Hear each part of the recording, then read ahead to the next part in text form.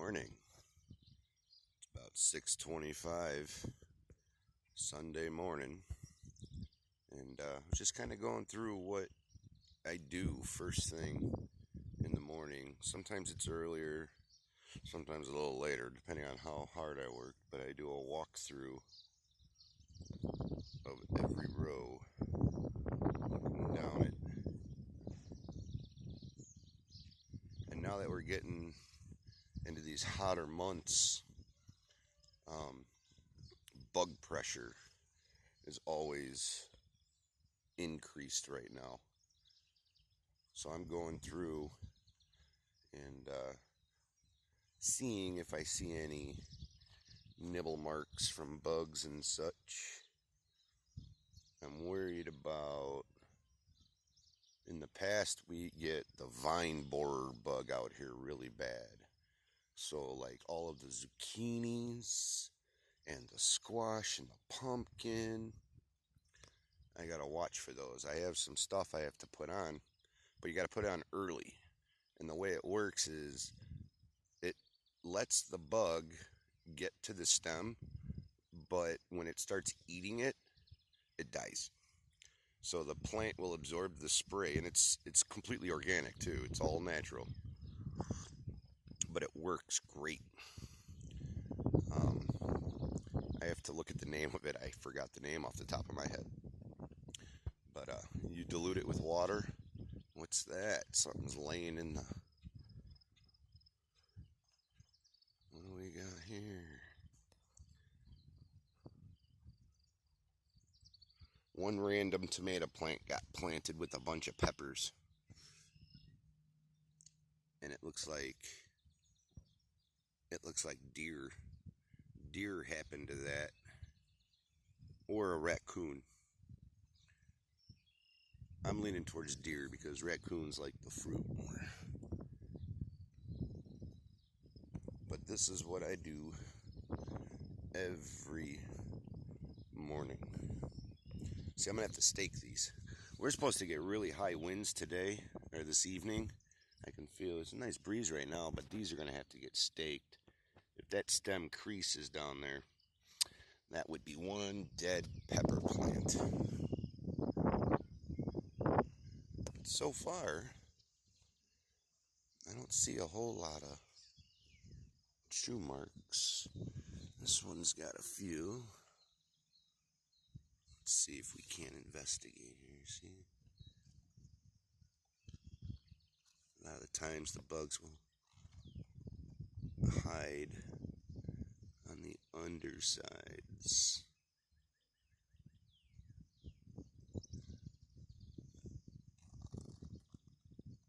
I'm trying to be gentle because these leaves are very fragile. I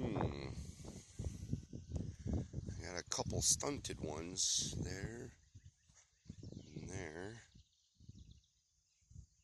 The rest of them look good. The red cabbage coming in good. Looks like we got a little rain last night. We needed it bad. Real bad. Pepper. Some of these are actually coming up. This is a row of wildflowers. We got some coming up here. Not many. Radish. Zucchini. Beans. Beans are another one you gotta watch for bugs.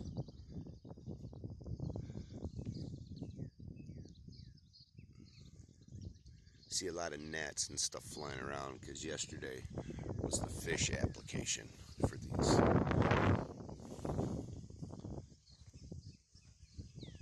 The bugs love it.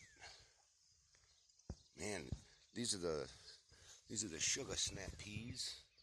They're almost ready to start trellising. That's good. This is another row of sugar snap peas. See, like this is the first year that we're actually going into production with our garden. So I'm learning things like I got better germination from when I seeded these sugar snaps That's way better germination. I used the actual seeder, the Earthway seeder, and this I planted by hand. Just an experiment, because I wanted to put little mounds. You can see how I make mounds wherever there's a seed. Okay, I wanted to do that because it was easier to see where the seed might be. But I don't think I'm as consistent with the depth of planting as the seeder. And I think that's what went wrong with these. Because these sugar snap peas should be about a 1 inch. And I might have gone a little too deep or a little too shallow. So those didn't come up too well. These are actually lettuce. It's a lettuce mix. See, there's a lettuce mix in here. But I gotta hoe through this because you can tell the weeds are getting a little on here. Swiss chard. These might be a little close. I might thin those out a little bit. But those might actually be all right. And the potatoes look great. See, and these were two more experiments here. In this one, I used the straw with all of those seeds. And you can see some of it down here. And this one, I used like a sterilized hay. I've used that hay for growing mushrooms before. Oyster mushrooms. And I like that stuff a lot more because there's no seed in it. However, as much as I hate to say it, my dad's method, the potatoes popped up sooner with the straw. So it doesn't look like the weed suppression's too bad, so we might just stick with that straw. I'm hoping as it breaks down, those seeds will break down, but we'll see. They're both about the same height. The hay one is a little bit smaller than the straw one. If you look at the growth here, you see you got 2 peaks coming up there. You got more coming up, but they're shorter, and that's the straw, or that's the straw.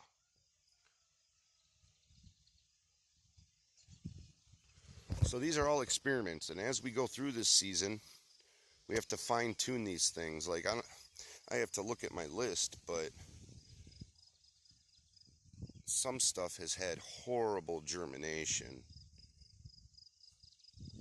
which it could be something that, first time planting. Looks like something's coming up here. See, this is why it's a learning process. We're always learning. Okay, we got some zucchinis here. Again, spotty germination. Spotty germination on my zucchinis and cukes here. Sorry, zucchini and squash. And then my tomatoes. These were those little tomatoes. I started them really late, but they're growing. And I love the way that looks with that grass rose in there. This stuff's looking good. Now, I have my dogs here. I got 4 big dogs. And now I walk them every morning along here and along the back and along the far property line. And that should stop the deer now. That should stop it. These are pumpkins. I grew them once before, but then they got taken by the vine borer a couple years back. Same thing with my cantaloupe. The vine borer got them.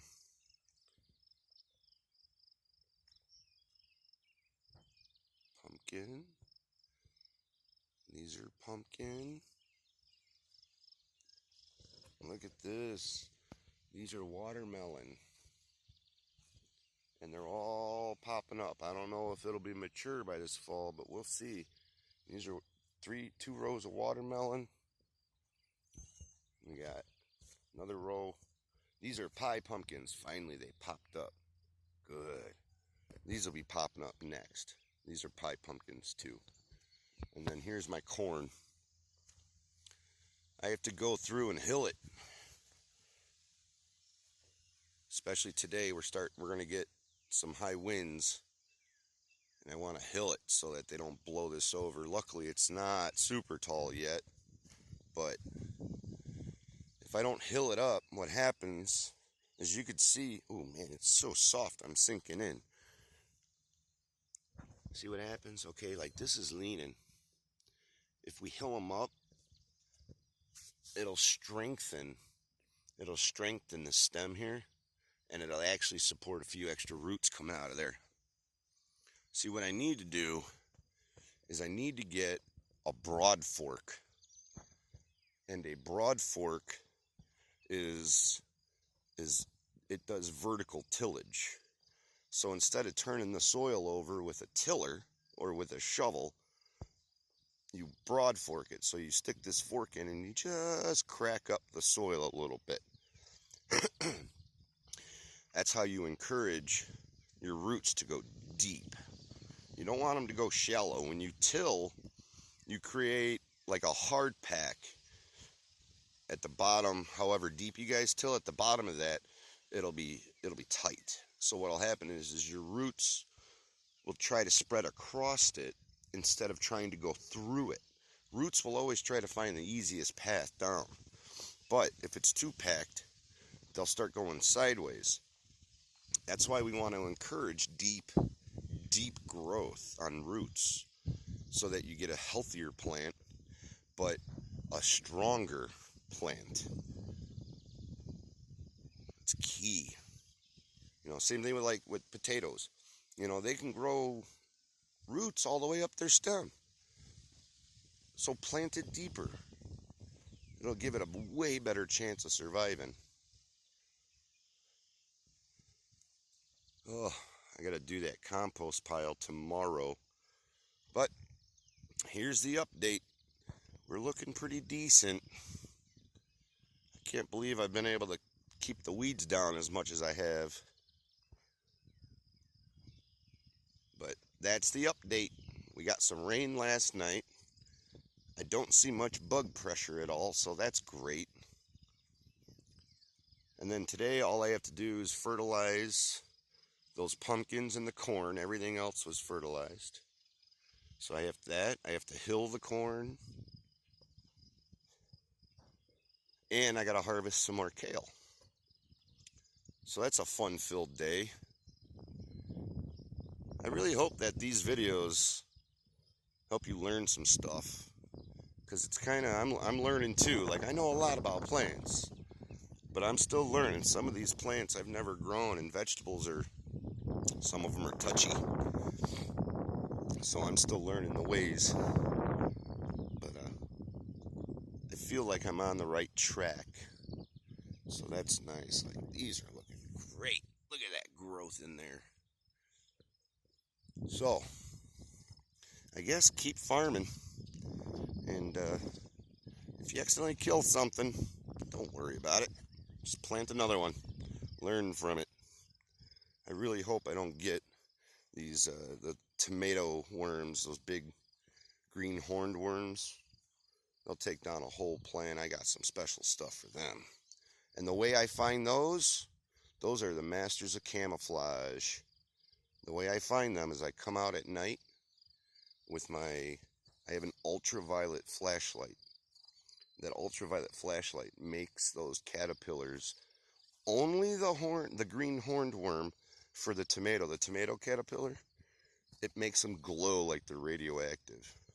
So you shine it on each plant and you'll catch a flicker of a glowing worm on there. And that's how you find them at night. You'll never find them during the day unless you already see the plant completely like eaten, or if you happen to see them moving, because usually they'll hide under the leaves, but I don't even see any chew marks. I don't see any chew marks in here. Let's see. You know, here's a question. When I come out here into the garden and I trim my tomato plants, look at that little guy. The smell, I love the smell of tomatoes. Like it's on my hands. You know what I'm talking about, you gardeners, that tomato plant smell. Why don't the tomatoes in the stores, why don't they have that? Like I could just walk by these plants and I smell the tomato. Why aren't the other tomatoes like that? They don't put the extra care like this. Greenhouse grown with chemicals. That's why. These are grown with the good old Mother Earth. Alright, well this is a really longer video than usual, but I kind of wanted to give you guys my process of what I do every morning before I start my crap here. I'll go through, I assess everything. The weed pressure is not too bad. We got rain last night, so I can't really go through and do any hoeing right now. It's kind of hard to hoe in mud. It comes up in clumps and stuff, and I don't want to destroy anything. The other day, here's something big. All right, I was pulling weeds. This is the carrot bed that I got to, and I made it all the way down. You can see at the very end over there on this bed here. That's all I got left. But I made an executive decision. There were a few itty-bitty carrots coming up. Just a few. Like literally, I counted like 6 or 7. So I went ahead and took the chance and flame weeded this. Now, I'm hoping that I didn't fry this row of carrots, because I was down on my hands and knees checking that out, and I only saw a few. So we'll see. We'll see if I get a good crop of carrots or not. I just see dirt right now. However, this bed was getting a little bit drier than usual, so it's possible some of those seeds might have dried a little bit. But anyways, we'll see. It's an experiment, learning process. If they don't pop, I'll just buy more seeds. Do it again, a different way. Alright? Well, that's really all I got for you guys today, for right now. I'll be back later. This is almost a 20-minute video. This is the longest one I've made. So I hope you guys can learn from this. It's important to look at all your crops every day. Best way to get rid of a problem is to avoid one. Happy farming, y'all. Good morning, and see you guys later.